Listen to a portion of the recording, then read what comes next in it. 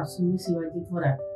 माझे पाय दुखत होते आणि मी खूप डॉक्टर केले. पूर्ण वर्षभर मी इंजेक्शन सुद्धा मारले. इंजेक्शनाने मला काही फरक पडला नाही. त्यानंतर मी फिजिओथेरपीने मला काही फरक पडला नाही.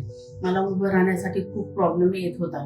नंतर मी या हॉस्पिटलचं ऑनलाईन सर्च केलं. त्यानंतर मी इथे वाशी इथे 15 इथे ॲड्रेस मिळाला. त्यानंतर मी इथे जॉईन झाले.